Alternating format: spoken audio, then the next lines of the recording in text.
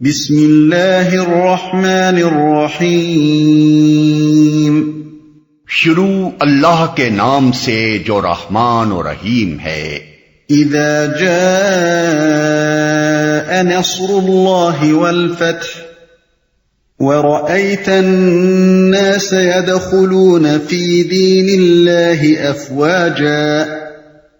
فسبح بحمد ربك واستغفره إنه كان توابا۔ جب اللہ کی مدد آ جائے اور فتح نصیب ہو جائے، اور اے نبی تم دیکھ لو کہ لوگ فوج در فوج اللہ کے دین میں داخل ہو رہے ہیں، تو اپنے رب کی حمد کے ساتھ اس کی تسبیح کرو اور اس سے مغفرت کی دعا مانگو، بے شک وہ بڑا توبہ قبول کرنے والا ہے۔ فتح نصیب ہو جائے۔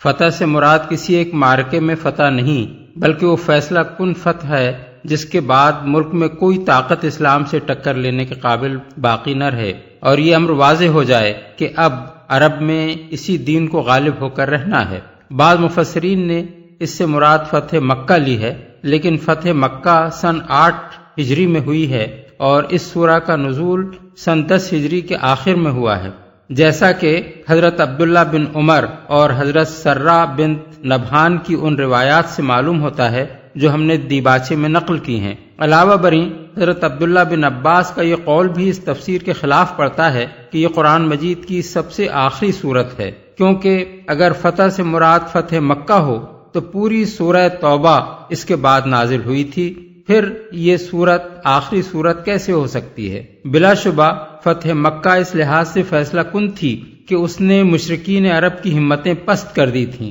مگر اس کے بعد بھی ان میں کافی دمخم باقی تھا۔ طائف اور حنین کے معرکے اس کے بعد ہی پیش آئے، اور عرب پر اسلام کا غلبہ مکمل ہونے میں تقریباً 2 سال صرف ہوئے۔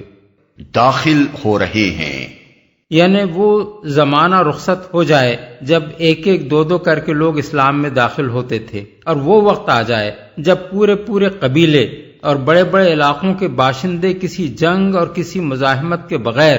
از خود مسلمان ہونے لگیں۔ یہ کیفیت سن 9 ہجری کے آغاز سے رونما ہونی شروع ہوئی، جس کی وجہ سے اس سال کو سال وفود کہا جاتا ہے۔ عرب کے گوشے گوشے سے وفد پر وفد رسول اللہ صلی اللہ علیہ وسلم کی خدمت میں حاضر ہونے لگے اور اسلام قبول کر کے آپ کے دست مبارک پر بیعت کرنے لگے، یہاں تک کہ سن 10 ہجری میں جب حضور حجۃ الوداع کے لیے تشریف لے گئے، اس وقت پورا عرب اسلام کے زیر نگیں ہو چکا تھا اور ملک میں کوئی مشرک باقی نہ رہا تھا۔ تسبیح کرو۔ حمد سے مراد اللہ تعالیٰ کی تعریف و ثنا کرنا بھی ہے اور اس کا شکر ادا کرنا بھی، اور تسبیح سے مراد اللہ تعالیٰ کو ہر لحاظ سے پاک اور منزہ قرار دینا ہے۔ اس موقع پر یہ ارشاد کہ اپنے رب کی قدرت کا یہ کرشمہ جب تم دیکھ لو تو اس کی حمد کے ساتھ اس کی تسبیح کرو، اس میں حمد کا مطلب یہ ہے کہ اس عظیم کامیابی کے متعلق تمہارے دل میں کبھی اس خیال کا کوئی شائبہ تک نہ آئے کہ یہ تمہارے اپنے کمال کا نتیجہ ہے، بلکہ اس کو سراسر اللہ کا فضل و کرم سمجھو، اس پر اس کا شکر ادا کرو، اور قلب و زبان سے اس امر کا اعتراف کرو کہ اس کامیابی کی ساری تعریف اللہ ہی کو پہنچتی ہے۔ اور تسبیح کا مطلب یہ ہے کہ اللہ کو اس سے پاک اور منزہ قرار دو کہ اس کے کلمے کا بلند ہونا تمہاری کسی سعی و کوشش کا محتاج یا اس پر منحصر تھا، اس کے برعکس تمہارا دل اس یقین سے لبریز رہے کہ تمہاری سعی و کوشش کی کامیابی اللہ کی تائید و نصرت پر منحصر تھی۔ وہ اپنے جس بندے سے چاہتا اپنا کام لے سکتا تھا، اور یہ اس کا احسان ہے کہ اس نے یہ خدمت تم سے لی اور تمہارے ہاتھوں اپنے دین کا بول بالا کرایا۔ اس کے علاوہ تسبیح یعنی سبحان اللہ کہنے میں ایک پہلو تعجب کا بھی ہے۔ جب کوئی محیر العقول واقعہ پیش آتا ہے تو آدمی سبحان اللہ کہتا ہے، اور اس کا مطلب یہ ہوتا ہے کہ اللہ ہی کی قدرت سے ایسا حیرت انگیز واقعہ رونما ہوا ہے، ورنہ دنیا کی کسی طاقت کے بس میں نہ تھا کہ ایسا کرشمہ اس سے صادر ہو سکتا۔ مغفرت کی دعا مانگو،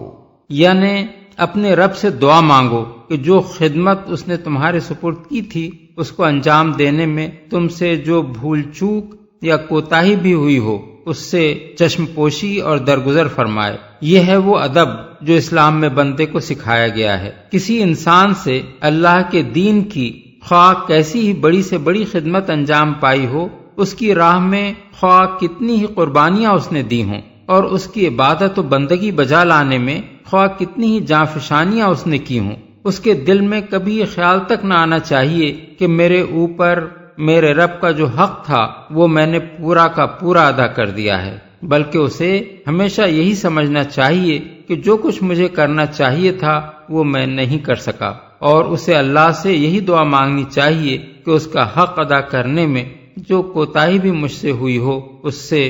درگزر فرما کر میری حقیر سی خدمت قبول فرما لے۔ یہ ادب جب رسول اللہ صلی اللہ علیہ وسلم کو سکھایا گیا، جن سے بڑھ کر خدا کی راہ میں سعی و جہد کرنے والے کسی انسان کا تصور تک نہیں کیا جا سکتا، تو دوسرے کسی کا یہ مقام کہاں ہو سکتا ہے کہ وہ اپنے عمل کو کوئی بڑا عمل سمجھے اور اس غرے میں مبتلا ہو کہ اللہ کا جو حق اس پر تھا وہ اس نے ادا کر دیا ہے۔ اللہ کا حق اس سے بہت بالا و برتر ہے کہ کوئی مخلوق اسے ادا کر سکے۔ اللہ تعالیٰ کا یہ فرمان مسلمانوں کو ہمیشہ کے لیے سبق دیتا ہے کہ اپنی کسی عبادت و ریاضت اور کسی خدمت دین کو بڑی چیز نہ سمجھیں، بلکہ اپنی جان راہ خدا میں کھپا دینے کے بعد بھی یہی سمجھتے رہیں کہ حق تو یہ ہے کہ حق ادا نہ ہوا۔ اسی طرح جب کبھی انہیں کوئی فتح نصیب ہو، اسے اپنے کسی کمال کا نہیں بلکہ اللہ کے فضل ہی کا نتیجہ سمجھیں، اور اس پر فخر و غرور میں مبتلا ہونے کے بجائے اپنے رب کے سامنے عاجزی کے ساتھ سر جھکا کر حمد و تسبیح اور توبہ و استغفار کریں۔ سید ابو العلا مودودی کی مارکۃ الآراء تصنیف تفہیم القرآن کی یہ سی ڈی ادارہ ترجمان القرآن کے لیے سماع و بصر نے تیار کی ہے۔